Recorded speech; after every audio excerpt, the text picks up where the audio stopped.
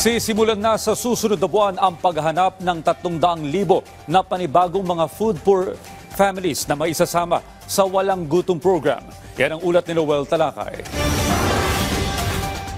Pagbebenta ng kung ano-ano sa bangketa ang hanap buhay ni Roselani Yosop. Kwento niya, sa loob ng isang buwan, di pa umaabot ng 10,000 piso ang kinikita niya.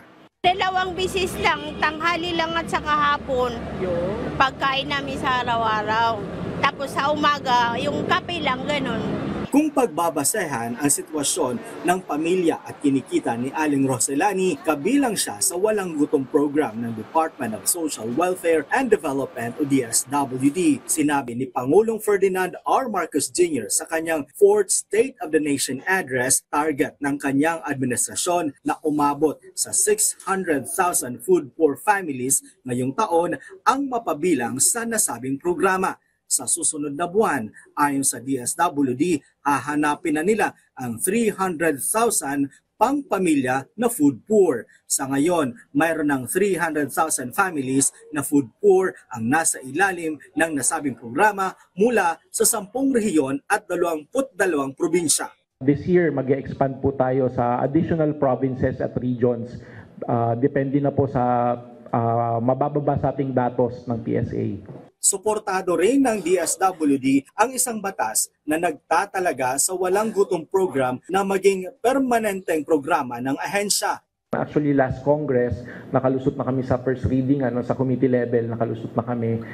Ipupursu na lang namin ulit this new Congress.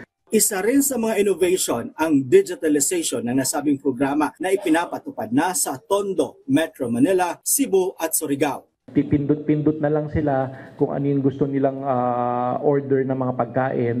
So doon na din lalabas yung kanilang resibo, itatap na lang nila yung EBT card nila, babasahin yung QR code. Todo ang pasasalamat ni Mang Anselmo Brosas na napasama siya sa Walang Gutom program. Sobra po, sapat na po, wala na pong nagtatanong na tatay, may kakain ko ba tayo pamilya?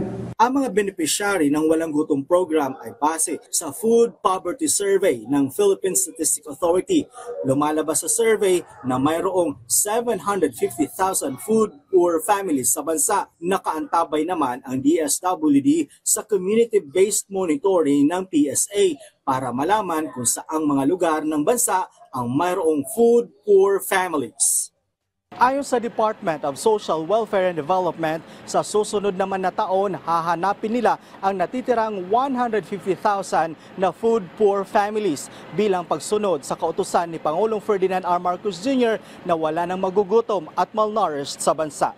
Noel Talakay para sa Pambansang TV sa Bagong Pilipinas.